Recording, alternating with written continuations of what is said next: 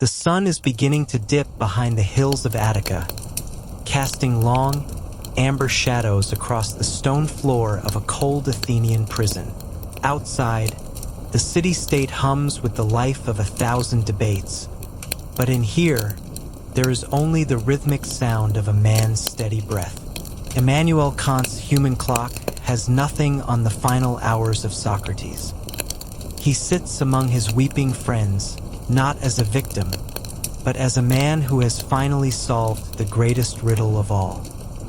A cup of hemlock sits on a wooden table, its surface as still as the justice that has just condemned him.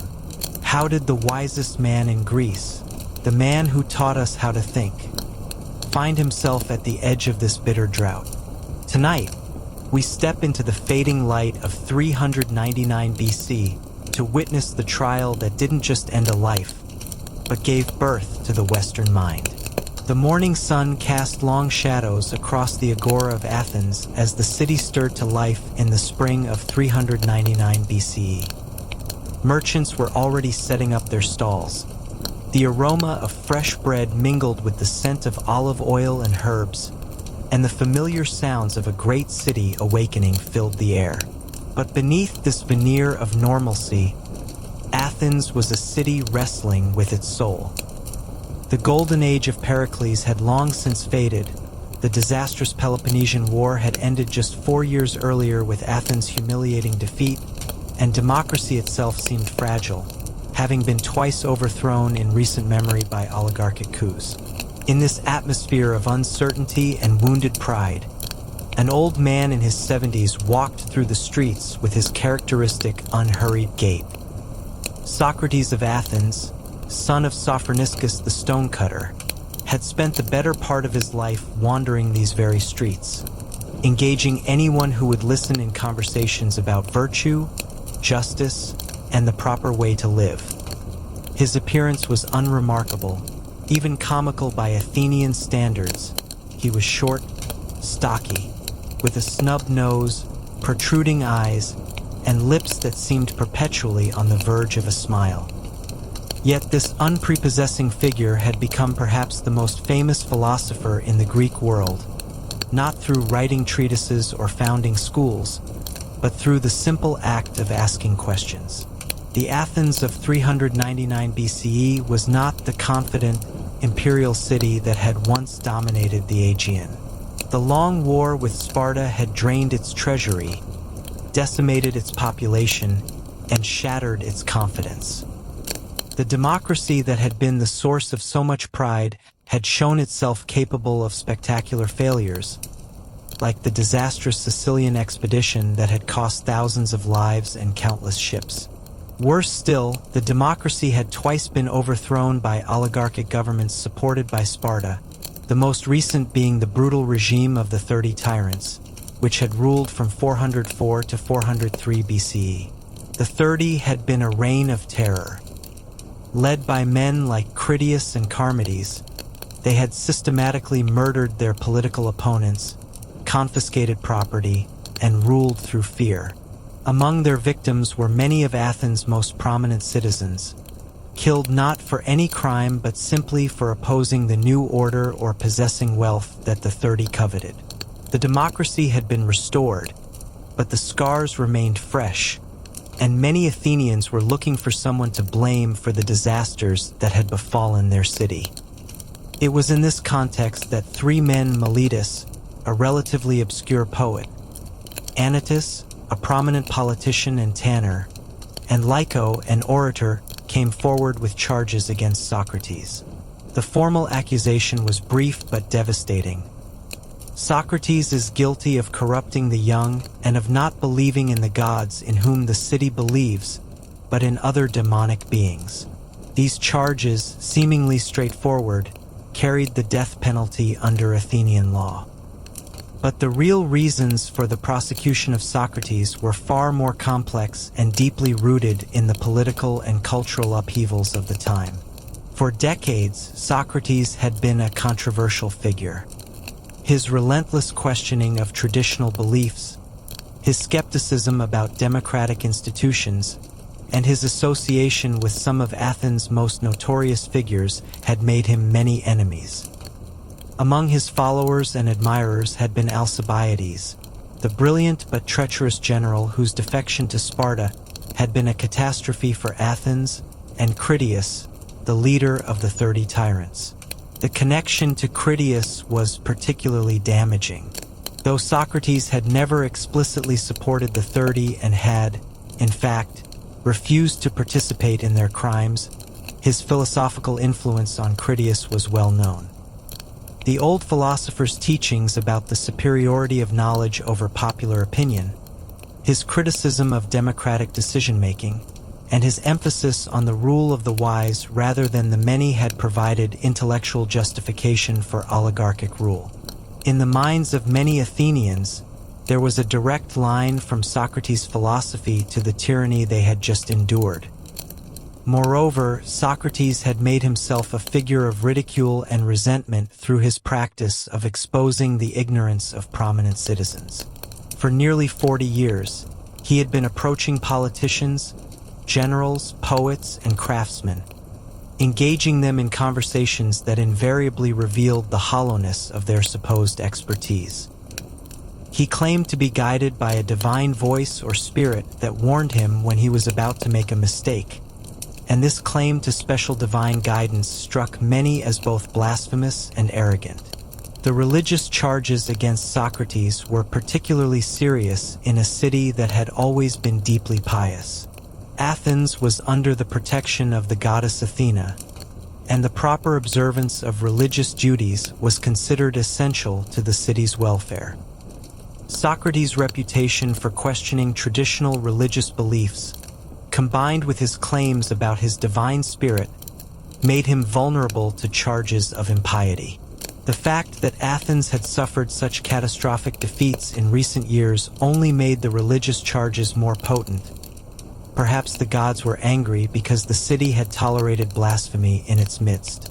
As the trial date approached, Socrates seemed remarkably untroubled by the gravity of his situation.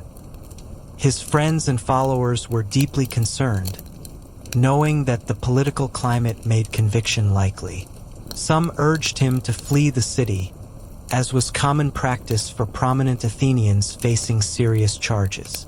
Others suggested that he prepare a conventional defense, perhaps hiring one of the skilled orators who specialized in legal speeches. But Socrates refused all such advice, insisting that he would conduct his own defense and that he would speak truthfully rather than attempting to manipulate the emotions of the jury. The trial took place in the spring of 399 BCE at the Heliaea, the largest of Athens' law courts. The jury was enormous by modern standards, 501 citizens, all male, all over 30 years of age, selected by lot from those who had volunteered for jury service. This was democracy in its most direct form. There was no judge in the modern sense, no legal experts to guide proceedings, just hundreds of ordinary Athenians who would hear the evidence and render a verdict by majority vote. The court itself was a large, open-air space that could accommodate not only the massive jury but also spectators who came to witness what everyone knew would be a trial of historic significance. The atmosphere was tense, charged with the political passions of a city still struggling to come to terms with its recent humiliations. For many in attendance, this was not just a trial of one elderly philosopher, but a reckoning with the ideas and influences that had led Athens to disaster. Meletus, as the primary accuser, spoke first. He was young, probably in his 20s, and relatively inexperienced in the law courts. His speech was straightforward and conventional, focusing on the formal charges but lacking the rhetorical sophistication that might have been expected in such an important case. He accused Socrates of introducing new gods while failing to honor the traditional gods of the city, and of corrupting the young through his teachings. He painted Socrates as a dangerous subversive whose influence had weakened the moral fiber of Athenian youth and contributed to the city's recent disasters. Anytus, though not the primary prosecutor, was clearly the driving force behind the case. A successful businessman and prominent democratic politician, he had served as a general during the final phases of the Peloponnesian War and had been active in the restoration of democracy after the fall of the 30. His motivations for prosecuting Socrates were likely political rather than personal. He saw the philosopher as a threat to democratic values and a corrupting influence on young aristocrats who might otherwise have served the democracy loyally. Lycos' role was to represent the Orators' Guild, which had its own reasons for opposing Socrates. The philosopher's method of rigorous questioning and his emphasis on the importance of true knowledge over persuasive speech posed a direct challenge to the sophisticated tradition that dominated Athenian education. For professional teachers and speakers, Socrates represented a fundamental threat to their livelihood and status. When it came time for Socrates to present his defense, the packed courtroom fell silent. Here was the moment everyone had been waiting for. Would the famous philosopher finally show some humility, perhaps break down and beg for mercy as defendants often did? Would he hire a skilled orator to craft a speech designed to win sympathy and votes? Instead, Socrates rose and began to speak in his own voice, with the same combination of irony, humor, and relentless logic that had characterized his conversations in the Agora for decades. His defense, later recorded by Plato as the Apology, was unlike anything the jury had ever heard in a law court. Rather than attempting to refute the specific charges, Socrates used the occasion to reflect on his entire life and mission, turning the trial into a philosophical dialogue about the nature of wisdom, virtue, and the examined life. He began by addressing his reputation as a wise man, explaining how this had come about through no seeking of his own. Years earlier, his friend Chaerephon had asked the oracle at Delphi whether anyone was wiser than Socrates, and the oracle had replied that no one was wiser. This puzzling response had led Socrates to embark on a series of conversations with supposedly wise men, politicians, poets, craftsmen, only to discover that they, like himself, lacked true wisdom. The difference was that Socrates, at least, was aware of his ignorance. This Socratic ignorance had become the foundation of his philosophical method. By questioning others about their beliefs and assumptions, he was able to demonstrate that most people held contradictory or poorly examined opinions about the most important matters of life. His mission, as he understood it, was to serve as a gadfly to the Athenian state, stinging it into awareness of its own ignorance and encouraging the pursuit of true knowledge and virtue. As he spoke, Socrates displayed the same fearless honesty that had characterized his entire career.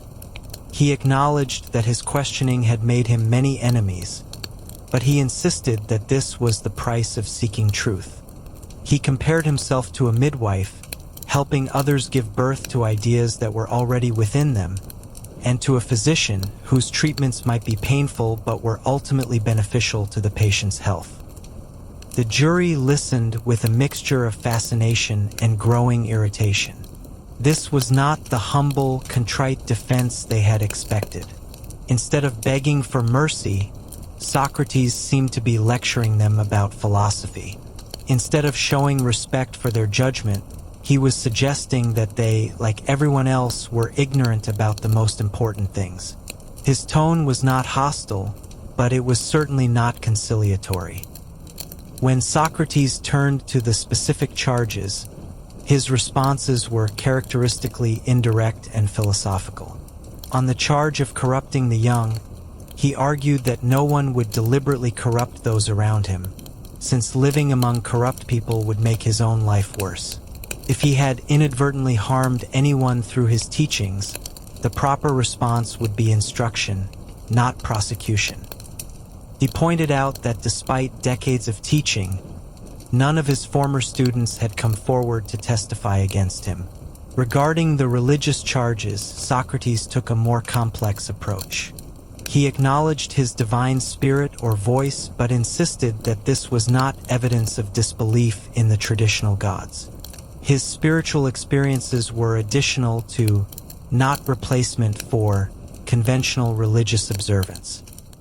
He had served faithfully as a soldier and citizen, had participated in religious festivals, and had never openly denied the existence of the traditional gods.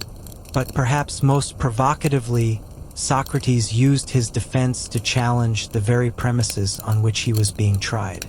He argued that the fear of death that motivated most defendants was based on ignorance, since no one could know for certain what death was like.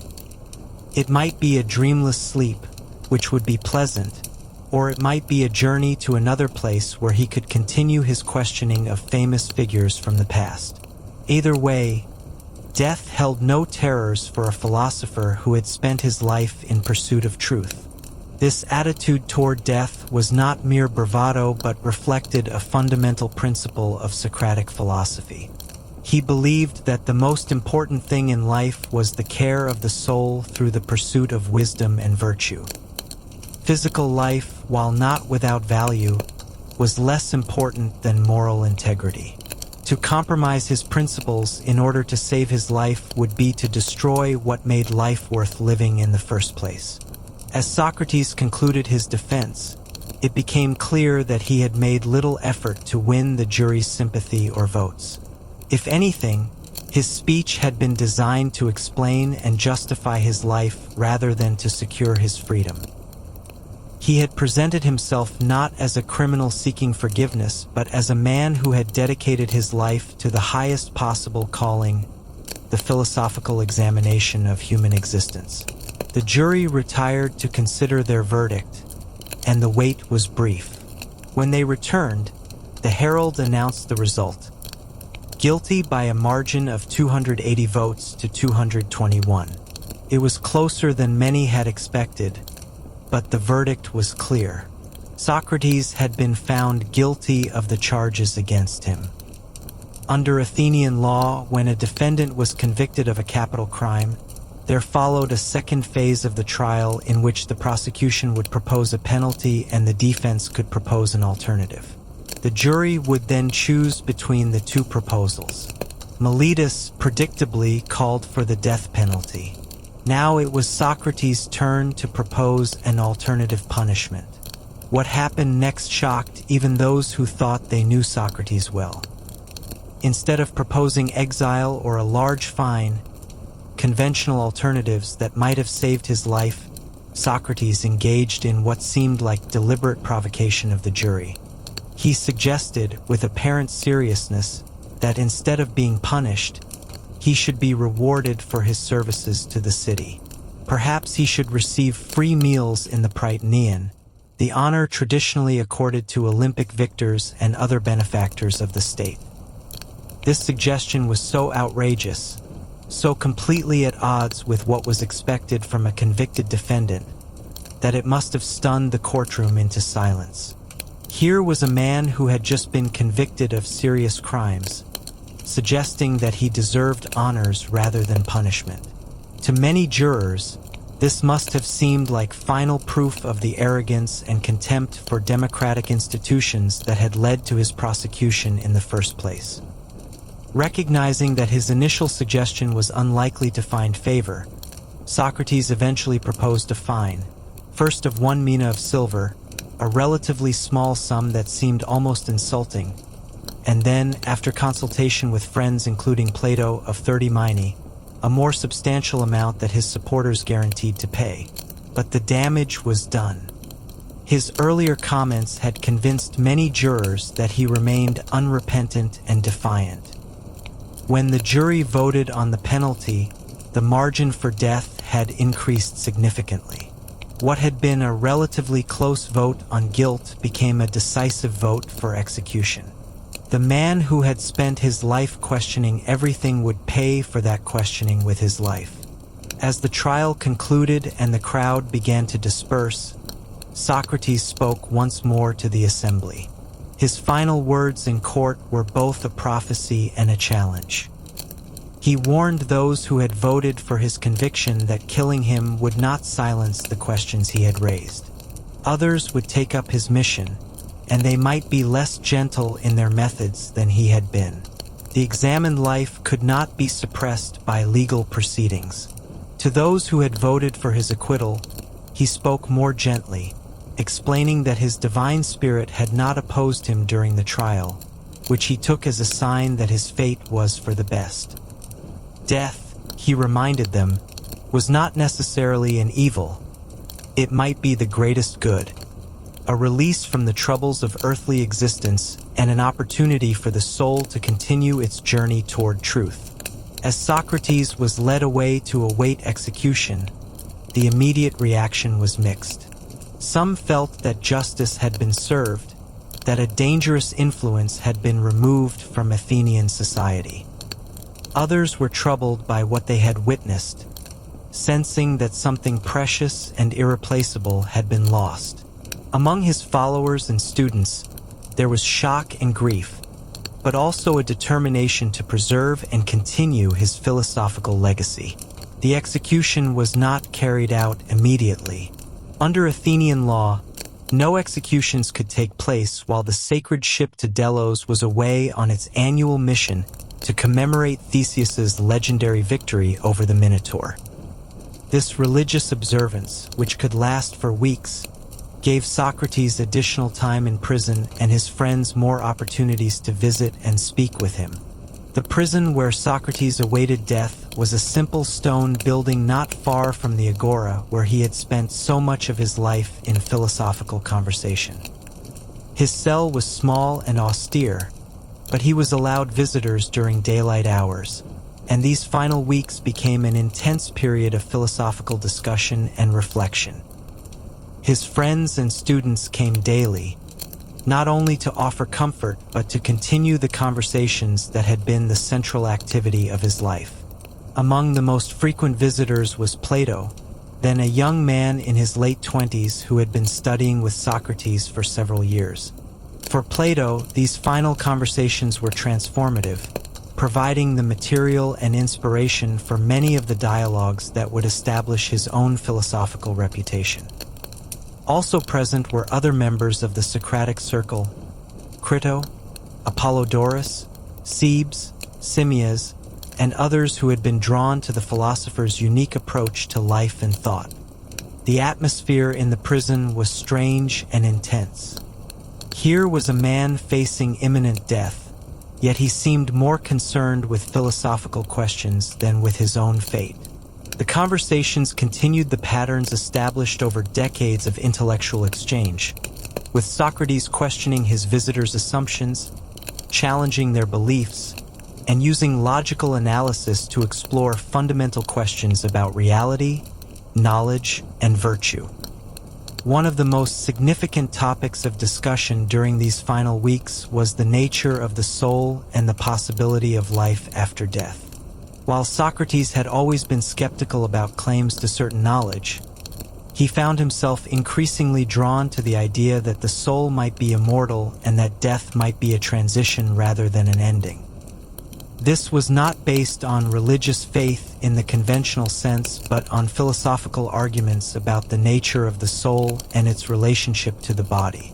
These discussions about immortality were not merely academic exercises, but had immediate practical relevance for a man facing execution. If the soul was indeed immortal, then death would not be the end of existence, but rather a liberation from the physical limitations that constrained philosophical inquiry. In death, the soul might finally achieve the direct contact with truth and reality that had always been the goal of philosophical life.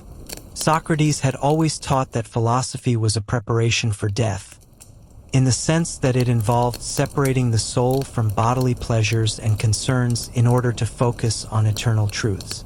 Now, faced with actual death, he found himself remarkably calm and even optimistic about what lay ahead. This was not resignation, but genuine philosophical conviction that death might be the fulfillment of everything he had worked toward in life. His friends and followers were less sanguine about his approaching fate.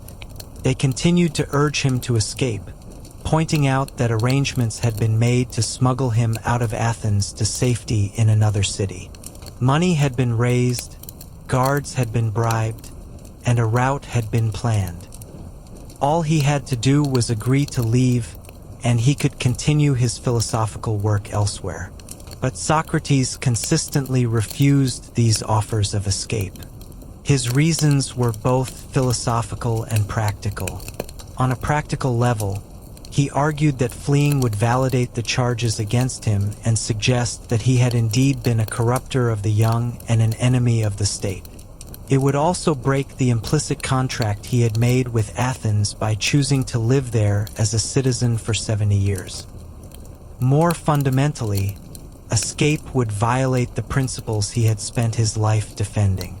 He had always taught that it was better to suffer injustice than to commit it, and that a person should never do wrong even in response to wrongdoing. Fleeing would be a form of wrongdoing, a violation of the laws and agreements that held society together. If every citizen could simply ignore legal judgments they disagreed with, the entire system of law and order would collapse. This position was not easy for his friends to accept. They pointed out that the trial had been unjust, that the charges were politically motivated, and that his conviction was based more on prejudice than on evidence. Surely, they argued, he had no obligation to submit to an unjust verdict rendered by a biased jury. Socrates acknowledged the injustice of his conviction but maintained that this did not justify breaking the law. The legal system, however imperfect, was still preferable to anarchy, and citizens had an obligation to work within the system rather than simply ignoring it when it produced unfavorable results. If he disagreed with Athenian laws and customs, the proper response was to try to change them through persuasion, not to flout them through illegal action. These conversations about law, justice, and civic obligation were not merely theoretical for Socrates and his friends. They were wrestling with fundamental questions about the relationship between individual conscience and social authority, questions that would remain central to political philosophy for centuries to come. Socrates was articulating principles that would later influence thinkers from early Christians to modern theorists of civil disobedience. As the days passed and the sacred ship's return drew nearer, the atmosphere in the prison became increasingly intense. Socrates seemed to grow more serene as his execution approached, while his friends became more agitated. They knew they were witnessing something unprecedented, a man facing death not with fear or despair, but with philosophical curiosity about what lay beyond the boundary of mortal experience. The quality of the conversations during this period was extraordinary. Freed from the distractions of daily life and focused by the awareness of approaching death, Socrates and his companions explored philosophical questions with unusual depth and intensity. Topics that might have been discussed casually in the agora were now examined with the urgency that comes from knowing that time is limited and that these might be final opportunities to understand fundamental truths. Among the most poignant aspects of these final weeks was Socrates' relationship with his family. His wife Xanthippe and their young children visited regularly, though their grief often made these encounters difficult. Xanthippe, in particular, struggled to understand how her husband could remain so calm in the face of death, and their conversations sometimes erupted into emotional outbursts that had to be gently managed by Socrates and his friends. These family visits highlighted the very human dimension of Socrates' situation. However much he might have achieved philosophical detachment from his own fate, he was still a husband and father facing separation from those he loved. His children would grow up without him, his wife would be widowed, and his family would face the stigma associated with his conviction and execution. Yet even in these most personal moments, Socrates maintained his characteristic approach to life. He used his final conversations with his family to teach them about courage, virtue, and the importance of caring more for the soul than for the body. He wanted them to remember him not as a victim of injustice, but as a man who had lived according to his principles and who faced death without compromise or regret. Word of what was happening in the prison began to spread throughout Athens and beyond. Visitors came from other cities to witness the final days of the famous philosopher, and reports of his behavior circulated widely. Some were inspired by his courage and consistency, while others remained convinced that he was getting what he deserved. But few could remain indifferent to the spectacle of a man facing death with such philosophical composure. The political implications of Socrates approaching execution were also becoming apparent. His prediction that killing him would not silence the questions he had raised was already proving accurate. His followers were more committed than ever to preserving and spreading his teachings, and the manner of his death was transforming him from a controversial local figure into a symbol with universal significance. Among the younger generation of Athenians, particularly those with philosophical inclinations, Socrates was becoming a martyr for the cause of free inquiry and intellectual courage. His willingness to die rather than compromise his principles was seen as a powerful demonstration of the values he had always preached. The very authorities who had hoped to discredit his teachings were inadvertently creating the conditions for their wider dissemination. As the sacred ship finally approached Athens and the time of execution drew near, Socrates spent his final days in increasingly intense philosophical discussions with his closest associates. These conversations, as recorded by Plato and others, would become some of the most influential texts in the history of philosophy, shaping Western thought about death, the soul, virtue, and the proper way to live. The night before the execution, Socrates was visited by his oldest and closest friend, Crito, who made one final plea for him to escape. Crito had everything arranged, guards had been bribed, a boat was waiting, and safe haven had been secured in Thessaly.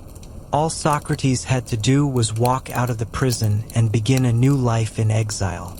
But Socrates remained unmoved. In a conversation that would later be immortalized in Plato's dialogue, Crito, he systematically examined every argument for escape and found them all wanting. He would not break the laws that had governed his life for 70 years. He would not validate his accusers by fleeing, and he would not compromise the principles he had spent a lifetime defending. This final conversation with Crito was particularly significant because it addressed not just Socrates' personal situation but fundamental questions about civil obligation and moral duty. Socrates argued that citizens have implicit contracts with their states, agreements that are binding even when the state acts unjustly. To break these agreements whenever they become inconvenient would undermine the entire foundation of civilized society. The philosophical sophistication of this argument was remarkable for a man facing execution. Rather than simply asserting his right to save himself, Socrates was thinking through the broader implications of his actions for society as a whole. His death would become a testament to the principle that individual conscience must sometimes yield to social obligation, a principle that would influence moral and political philosophy for centuries to come.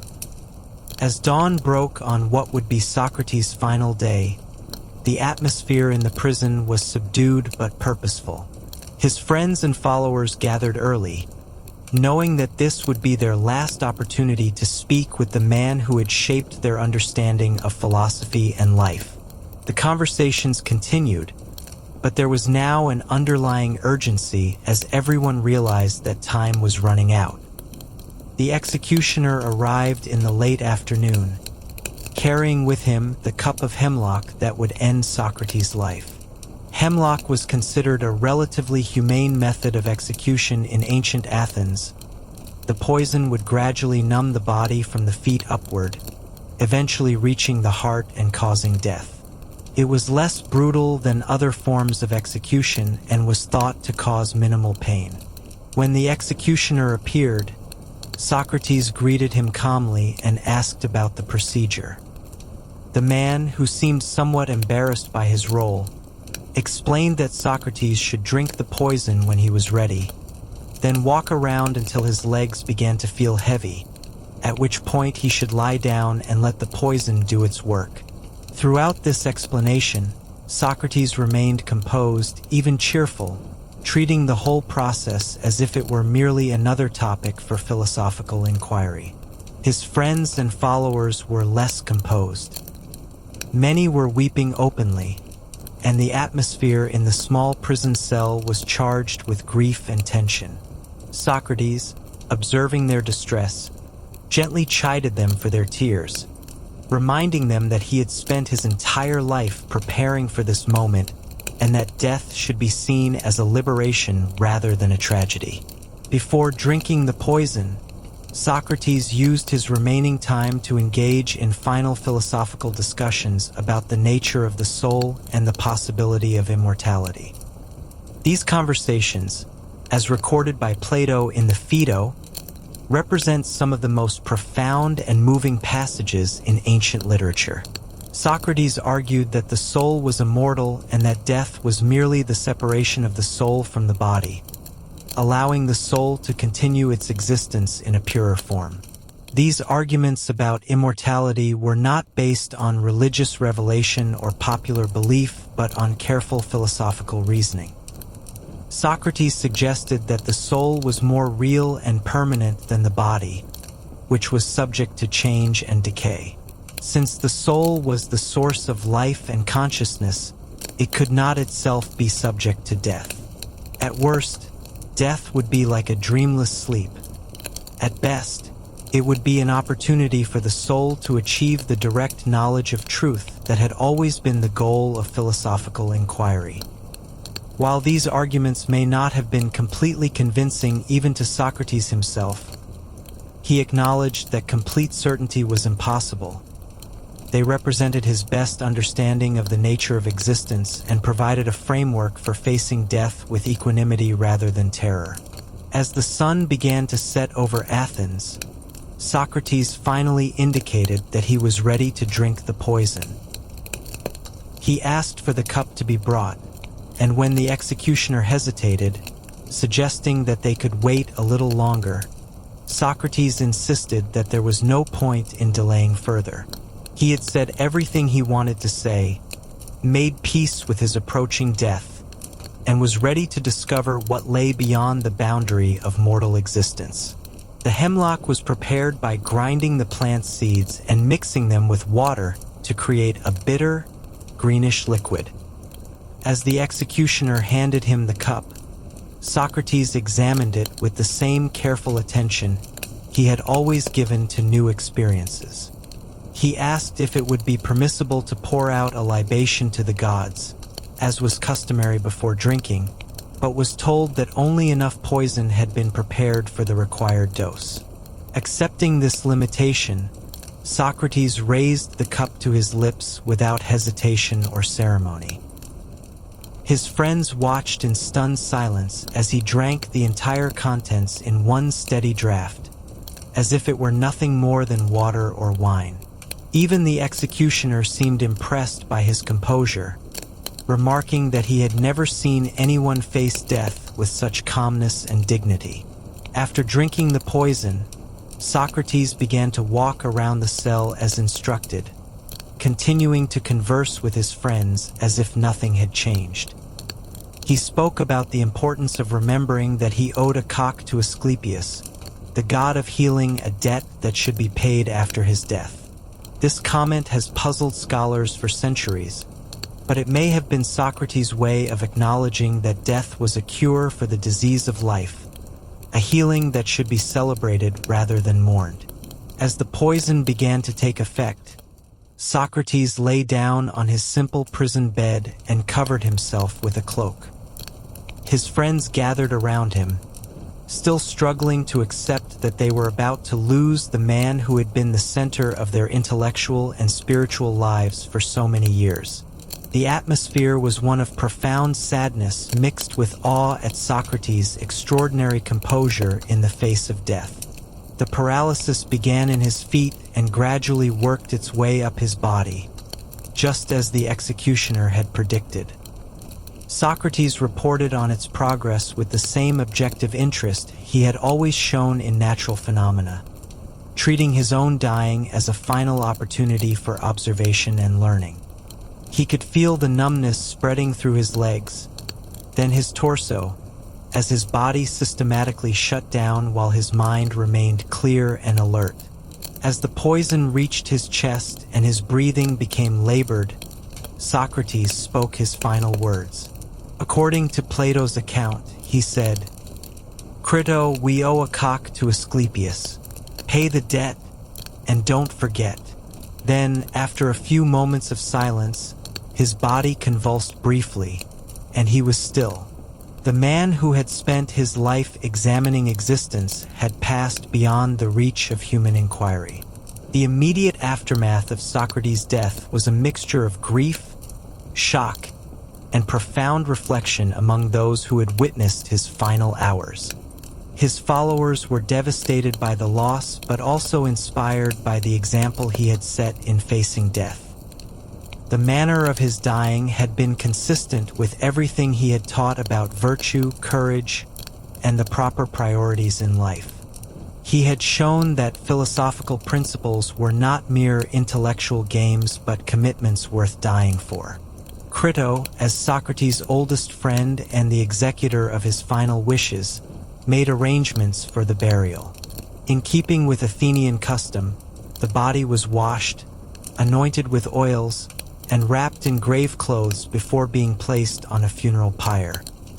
The simple ceremony was attended by his family and closest associates, though many other Athenians who had respected Socrates despite disagreeing with him also came to pay their respects.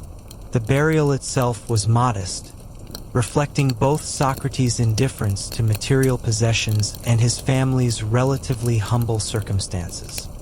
He was laid to rest in the Kerameikos, the cemetery outside Athens where many prominent citizens were buried. His grave was marked by a simple stone bearing his name and dates, with no elaborate epitaph or monument to commemorate his achievements. But even as Socrates' body was committed to the earth, his intellectual legacy was already beginning to take shape. His followers, led by Plato, were determined to preserve not only his teachings but also the memory of how he had lived and died. The conversations of his final weeks, the arguments he had made about duty and justice, and the courage he had shown in facing execution would all become part of a philosophical tradition that would outlive the Athenian democracy that had condemned him. In the immediate aftermath of the execution, there was considerable debate in Athens about whether justice had been served. Some remained convinced that Socrates had been a dangerous influence who deserved his fate, but others began to question whether the city had made a terrible mistake. The manner of his death, his refusal to escape, and his consistent adherence to principle even in the face of execution suggested that he had been motivated by genuine convictions rather than mere troublemaking or political ambition. The three men who had brought the charges, Miletus, Anytus, and Lyco, found themselves increasingly isolated as public opinion began to shift. Within a few years, popular sentiment had turned so strongly against them that they were effectively ostracized from Athenian society. Miletus, in particular, was said to have been driven from the city by public hostility, though the historical record of their later lives is fragmentary and uncertain. More significantly, the execution of Socrates marked a turning point in Athenian intellectual life. The city that had prided itself on being open to new ideas and free inquiry had demonstrated that there were limits to its tolerance. This realization had a chilling effect on other philosophers and thinkers, many of whom left Athens for more welcoming environments or became more cautious in expressing controversial ideas. The impact on Socrates' immediate followers was profound and varied. Plato, deeply traumatized by his teacher's death, left Athens for several years, traveling to Egypt, Italy, and Sicily before eventually returning to establish the academy. His philosophical writings, beginning shortly after Socrates' death, were profoundly shaped by his desire to preserve and develop his teacher's legacy, while also working out his own responses to the fundamental questions that Socrates had raised. Other members of the Socratic circle responded differently to their teacher's death. Some, like Antisthenes, became more radical in their rejection of conventional values, founding philosophical schools that emphasized asceticism and the rejection of material possessions. Others, like Aristippus, moved in the opposite direction, arguing that since life was uncertain and death inevitable, the wise person should pursue pleasure and enjoyment while they could. The diversity of these responses reflects the complex and often contradictory nature of Socrates' own teaching. He had been more interested in asking questions than in providing answers, more concerned with exposing ignorance than with establishing dogma. His followers were left to work out the implications of his approach for themselves, leading to a rich variety of philosophical traditions that all claimed inspiration from the same source. But perhaps the most important immediate consequence of Socrates' death was its impact on the broader Greek intellectual culture. The execution demonstrated that even in Athens, the freest and most open society of its time, there were ideas and approaches to life that were considered too dangerous to tolerate. This realization would influence how subsequent philosophers presented their ideas and how they related to political authority. The trial and execution also raised fundamental questions about the relationship between philosophy and politics that would remain central to Western thought for centuries. Socrates had claimed to be apolitical, interested only in the pursuit of truth and virtue, but his prosecutors had argued that his influence was inherently political and potentially subversive. The tension between these positions reflects a deeper problem about whether any form of radical inquiry can truly be separated from political implications. In the centuries following Socrates' death, his story became a powerful symbol for various causes and movements. Early Christians saw in his willingness to die for his principles a prefiguration of Christian martyrdom, while Renaissance humanists viewed him as a model of rational inquiry and intellectual courage. Enlightenment philosophers admired his commitment to reason and his skepticism about traditional authorities, while Romantic writers were moved by the tragic nobility of his death. Each generation has found in Socrates something that speaks to its own concerns and aspirations. His story has been interpreted as a defense of individual conscience against social pressure, as a demonstration of the power of rational inquiry, as a tragedy about the fate of genius in a democratic society, and as a model for how to live and die with dignity. The richness of these interpretations reflects both the complexity of the historical Socrates and the enduring power of the questions he raised. The influence of Socrates' death on subsequent political philosophy has been particularly significant. His arguments about civil obligation and his refusal to escape from prison established important precedents for thinking about the relationship between individual conscience and legal authority. Later thinkers from Thomas Aquinas to Henry David Thoreau would grapple with similar questions about when, if ever, it is permissible to disobey unjust laws. The Socratic approach to these questions was distinctive in its emphasis on consistency and principle rather than expedience or self-interest. Socrates argued that citizens have obligations to their communities that persist even when those communities act unjustly, but he also insisted that these obligations must be balanced against higher moral duties. His solution, to accept legal punishment while continuing to advocate for what he believed to be right, has influenced thinking about civil disobedience and moral resistance for over 2 millennia. The literary and artistic legacy of Socrates' death has been equally profound. From ancient times to the present, writers, painters, and composers have been drawn to the dramatic power of his story.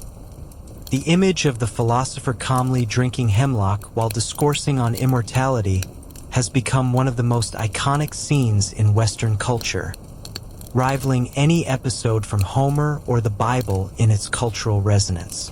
Plato's account of Socrates' final day, presented in the dialogue Phaedo, remains one of the supreme achievements of ancient literature.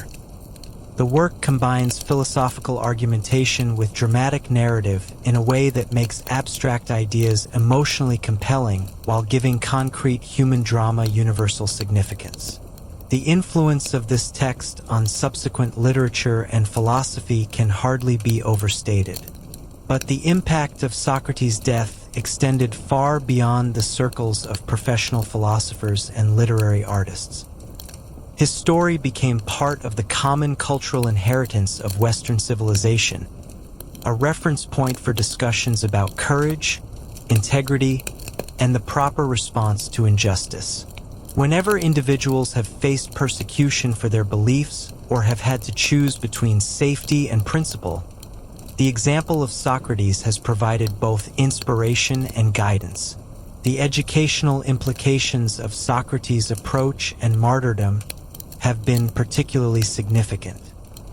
His method of teaching through questioning rather than lecturing, his emphasis on examining one's own beliefs and assumptions, and his conviction that wisdom begins with an acknowledgement of ignorance have influenced educational theory and practice for centuries.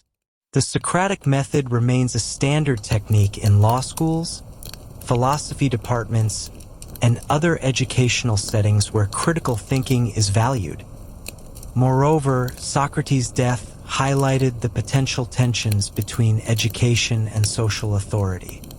His prosecution was based partly on the charge that he had corrupted the young through his teaching, and his execution demonstrated that educational activities could be seen as politically subversive. This tension between free inquiry and social stability remains a live issue in educational debates today. The religious dimensions of Socrates' story have also continued to generate discussion and controversy. His claims about divine guidance, his skepticism about traditional religious practices, and his arguments for the immortality of the soul all raised questions about the relationship between philosophy and religion that have never been fully resolved. Some have seen in Socrates a proto-monotheist whose insights prefigured later religious developments, while others have viewed him as a rationalist whose approach to religious questions was fundamentally secular.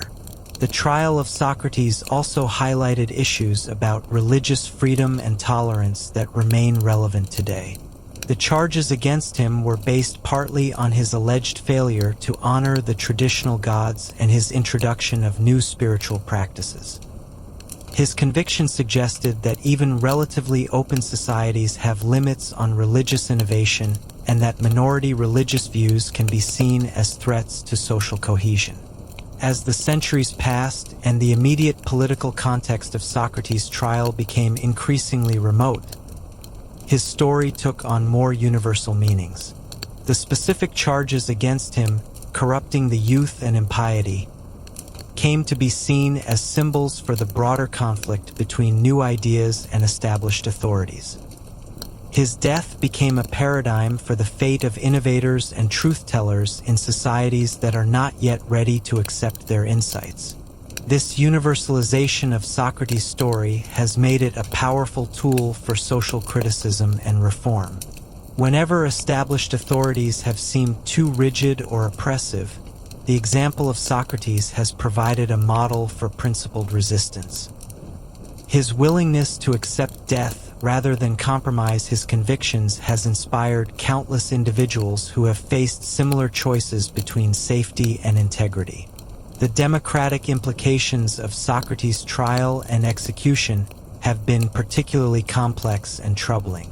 The fact that he was condemned by a democratic jury rather than by a tyrant or oligarchic council suggested that democracy itself could be hostile to philosophical inquiry and individual rights. This realization has influenced democratic theory and practice, leading to greater emphasis on constitutional protections for minority rights and individual freedoms. At the same time, Socrates' own attitude toward democracy was ambivalent at best. His emphasis on the importance of expertise and knowledge, his criticism of decision-making by majority vote, and his association with anti-democratic figures like Critias all suggested that he was not a committed democrat. This has led some to argue that his prosecution was justified as a defense of democratic values against elitist attack. The tension between expertise and democracy that was highlighted by Socrates' trial remains a central issue in political theory and practice. How should societies balance respect for specialized knowledge against the democratic principle that all citizens should have equal say in political decisions? Socrates' emphasis on the importance of wisdom and his criticism of ignorant opinion-making continue to challenge democratic assumptions about the wisdom of majority rule. The psychological and existential dimensions of Socrates' death have also continued to fascinate subsequent generations. His calm acceptance of mortality, his philosophical curiosity about what lay beyond death, and his ability to maintain intellectual clarity even in his final moments have provided a model for how individuals might face their own mortality with dignity and purpose. The contrast between Socrates' attitude toward death and more conventional responses has highlighted important questions about the sources of meaning and value in human life. His conviction that the examined life was worth living, even if it led to an early death, challenged common assumptions about the priorities that should guide human existence. His example suggested that intellectual and moral integrity might be more important than longevity or material success. This philosophical approach to mortality has influenced not only subsequent philosophers but also ordinary individuals seeking to understand how to live meaningful lives in the face of inevitable death. Socrates' demonstration that death could be faced without fear or despair has provided comfort and inspiration to countless people confronting their own mortality or that of loved ones. The artistic representation of Socrates' death has played a particularly important role in transmitting his legacy to subsequent generations. From ancient vase paintings to Jacques-Louis David's famous neoclassical masterpiece, The Death of Socrates, artists have been drawn to the dramatic and emotional power of the scene. These visual representations have often emphasized different aspects of the story, some focusing on Socrates' calm dignity, others on the grief of his followers, still others on the moral and political implications of his execution. The musical tradition has also been enriched by compositions inspired by Socrates' death, from Baroque oratorios to modern operas. These works have explored the emotional and spiritual dimensions of his story, using the power of music to convey aspects of the experience that words alone cannot capture. The combination of philosophical content with artistic form has helped to make Socrates' story accessible to audiences who might not otherwise encounter his ideas. The influence of Socrates' death on legal and judicial thinking has been profound and lasting. His trial raised fundamental questions about the proper standards for prosecution, the rights of defendants, and the role of popular prejudice in judicial proceedings. Many of the protections for accused persons that are now taken for granted in democratic legal systems, the presumption of innocence, the right to legal representation, protection against double jeopardy, were developed partly in response to the perceived injustices in Socrates' trial. The use of Socrates' trial as a case study in legal education has also helped to shape the professional formation of lawyers and judges for centuries. Law students continue to analyze the proceedings against Socrates as an example of how legal systems can be manipulated for political purposes and how the forms of justice can be used to achieve unjust ends. Moreover, the broader questions about the relationship between law and morality that were raised by Socrates' case continue to challenge legal theorists and practitioners. His insistence that citizens have obligations to obey even unjust laws, combined with his commitment to a higher moral law that sometimes conflicts with positive law, has influenced debates about natural law, civil disobedience, and the limits of legal authority. The impact of Socrates' death on religious thought and practice has been equally significant, though often in unexpected ways. Early Christian writers saw in his willingness to die for his convictions a parallel to Christian martyrdom, while his arguments for the immortality of the soul seemed to support Christian teachings about eternal life. Some went so far as to argue that Socrates had been inspired by divine revelation, making him a kind of pagan prophet who had prepared the way for Christianity. This Christian appropriation of Socrates was not without controversy, however. His emphasis on reason rather than faith, his skepticism about popular religious beliefs, and his reliance on philosophical argument rather than scriptural authority all sat uneasily with orthodox Christian teaching. The tension between Socratic rationalism and Christian revelation would remain a source of debate within Christian thought for centuries. The Islamic philosophical tradition also engaged seriously with Socrates' legacy, particularly through the works of philosophers like Al-Farabi and Averroes, who saw in his approach a model for how reason and revelation might be reconciled. The image of Socrates as a wise man who had achieved insight into divine truth through philosophical inquiry appealed to Islamic thinkers who were working to integrate Greek philosophy with Islamic theology. In the modern period, Socrates' death has taken on new meanings in the context of secular humanism and existential philosophy. His emphasis on individual moral responsibility, his commitment to rational inquiry, and his courage in the face of death have made him an appealing figure for those seeking to construct meaningful lives without traditional religious foundations. Existentialist philosophers like Kierkegaard and Sartre found in Socrates a model for authentic existence, someone who had taken full responsibility for his choices and had lived according to his own freely chosen values rather than conforming to external expectations. His willingness to die rather than compromise his principles represented the kind of radical commitment to authenticity that existentialists saw as essential to genuine human existence.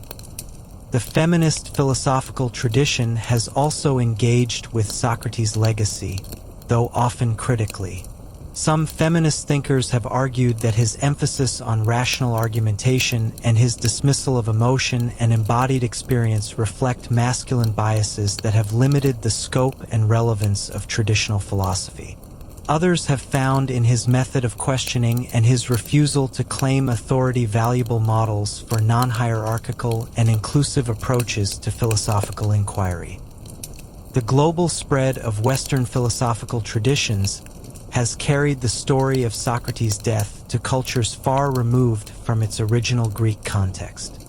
In each new setting, the story has been interpreted and reinterpreted in light of local values, concerns, and traditions. Chinese intellectuals during the May 4th movement saw in Socrates a model for challenging traditional authority and embracing scientific rationality. Indian philosophers have found parallels between his teachings and various elements of Hindu and Buddhist thought. African philosophers have explored connections between Socratic questioning and traditional African methods of communal deliberation. These cross-cultural encounters with Socrates' legacy have both enriched global philosophical discourse and raised important questions about the universality of philosophical insights. While some elements of his approach, the emphasis on critical questioning, the importance of examining one's beliefs, the priority of moral integrity over material success, seem to resonate across cultural boundaries, others appear more specific to the particular historical and cultural context of ancient Athens.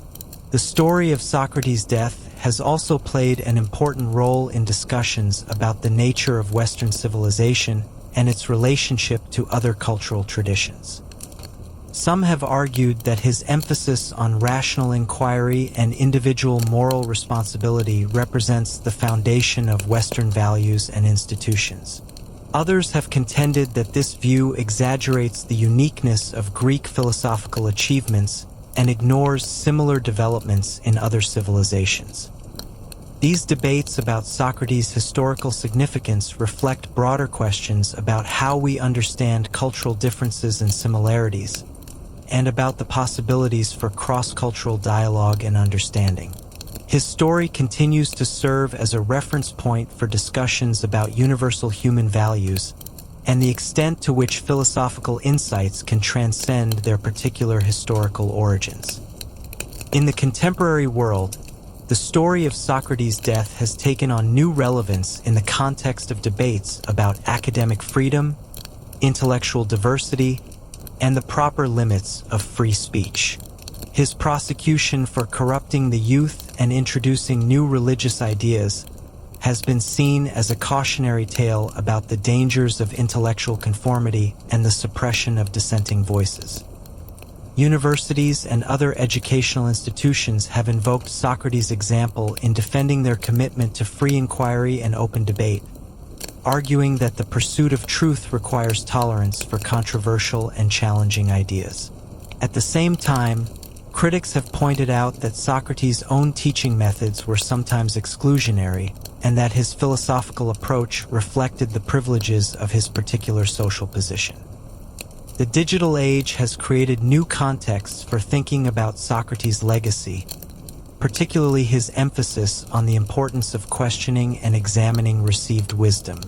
In an era of information overload and competing claims to truth, his methods of careful analysis and rigorous questioning have taken on renewed importance. Social media and online forums have created new spaces for Socratic dialogue, though they have also highlighted the challenges of maintaining productive conversations in environments where anyone can participate. The environmental movement has also found inspiration in aspects of Socrates' philosophy, particularly his emphasis on the limitations of human knowledge and the importance of intellectual humility.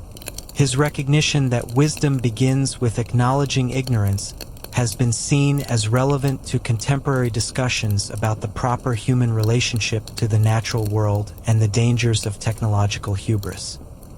As we approach the 2500th anniversary of Socrates' death, his story continues to evolve and generate new interpretations. Contemporary philosophers continue to debate the meaning of his teachings and the significance of his example. Historians work to reconstruct the precise circumstances of his trial and execution, while literary scholars explore new ways of understanding the texts that preserve his legacy. What remains constant is the power of his story to provoke reflection about fundamental questions of human existence. How should we live? What do we owe to our communities? How should we face mortality? What is the value of questioning and inquiry? These questions, which Socrates posed so persistently and courageously, remain as relevant today as they were in ancient Athens. The death of Socrates was not just the end of one man's life, but the beginning of a conversation that has continued for over 2 millennia. In choosing to drink the hemlock rather than compromise his principles, he demonstrated that ideas could be more powerful than armies, that intellectual courage could triumph over political force, and that a life lived in pursuit of truth and virtue was worth any sacrifice. His final hours in that small prison cell, surrounded by friends and followers who would carry his message to the wider world, represent one of the defining moments in human intellectual history. The conversations that took place there, the arguments that were made, and the example that was set continue to shape how we think about the fundamental questions of human existence.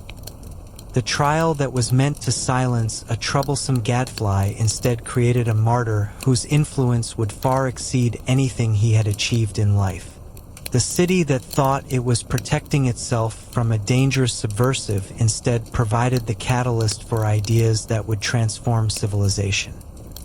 The execution that was intended to restore order and conventional piety instead raised questions about authority, tradition, and the nature of the good life that have never been satisfactorily answered. In the end, Socrates achieved in death what he had always sought in life: the opportunity to provoke serious thinking about the most important questions human beings can ask. His story reminds us that the examined life, however difficult and dangerous it may be, remains the only life truly worth living.